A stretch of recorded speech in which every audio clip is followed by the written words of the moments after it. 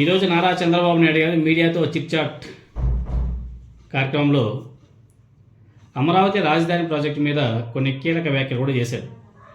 ఏదైతే జగన్మోహన్ రెడ్డి గారు ప్రపోజల్ చేసినటువంటి మ్యావిగన్ ఉందో ఆ మ్యావిగన్ విమర్శలకు అమరావతి సమాధానం ఇస్తుంది అని చెప్పేసి నారా చంద్రబాబు నాయుడు గారు ఆ చిట్చాట్లో పేర్కొన్నాడు. రాజధాని ప్రాజెక్ట్ సెల్ఫ్ సస్టైనబుల్ కాదని వస్తున్నటువంటి విమర్శలను నారా చంద్రబాబు నాయుడు గారు తీవ్రంగా ఖండిస్తూ అమరావతిలో 5,000 ఎకరాల ల్యాండ్ బ్యాంక్ ఉంది.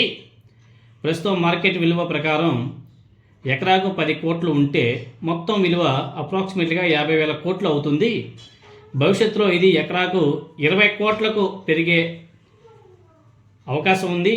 అలా పెరిగితే 1,00,000 కోట్ల విలువ ఆస్తి ఇక్కడ అవుతుంది అని చెప్పేసి నారా చంద్రబాబు నాయుడు గారు కొంచెం బాగా వివరించారు.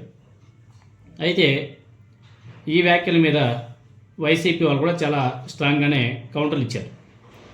అమరావతిలో నిజంగా ఎకరాకు 10 కోట్లు ధర లేదు. చంద్రబాబు నాయుడు గారు చెప్తున్నటువంటి వాదనలు అంచనాలు వాస్తవానికి చాలా దూరంగా ఉన్నాయి. దీనికి సాక్ష్యంగా చంద్రబాబు నాయుడు గారు స్వయంగా అమరావతిలో ఇంటి నిర్మాణం కోసం కొనుగోలు చేసినటువంటి భూమి ధరను కూడా వైసీపీ వాళ్ళు చాలా స్పష్టంగా వివరించారు. చంద్రబాబు నాయుడు గారు అమరావతిలో ఎంత రేటుకు భూమి కొన్నాడు అన్న దాని గురించి కూడా వైసీపీ వాళ్ళు చాలా స్పష్టంగా ఎవిడెన్స్తో సహా చూపించడం జరిగింది. వైసీపీ వాళ్ళు లేవనెత్తినటువంటి ప్రశ్నలు ఇప్పుడు రాజకీయ వర్గాల్లో ఒక పెద్ద చర్చాంశమైంది.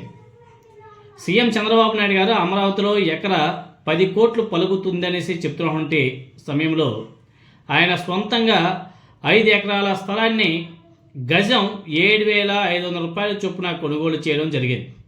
మరి ఆయన చెప్తున్నటువంటి లెక్కలకి ఈయన కొనుగోలు చేసినటువంటి లెక్కలకి చాలా తేడా ఉంది కదా. మరి ఇది ఎలా సాధ్యమైంది?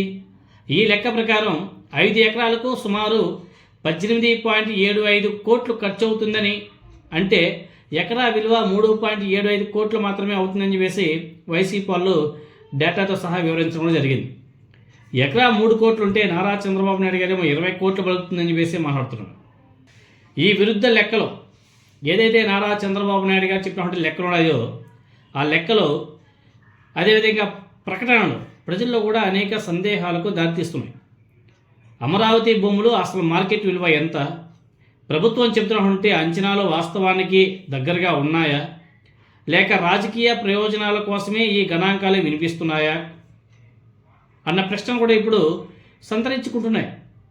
సో మొత్తానికి అమరావతి భూమి ధర మీద సీఎం చంద్రబాబు నాయుడు గారి వ్యాఖ్యలు, అదేవిధంగా వైసీపీ చూపిస్తున్నటువంటి ఆధారాల మధ్య వ్యత్యాసం రాజకీయంగా మరింత వేడిని కూడా పెంచుతుంది. ఈ అంశం మీద స్పష్టత ఇవ్వాల్సినటువంటి బాధ్యత ప్రభుత్వం మీద ఉంది. మరి చంద్రబాబు నాయుడు గారు వాటికి సమాధానం ఏమని చెప్తాడో చూడాలి. ఎందుకంటే ఈయన చెప్పే లెక్కలకు వాస్తవానికి చాలా డిఫరెన్స్ ఉంది.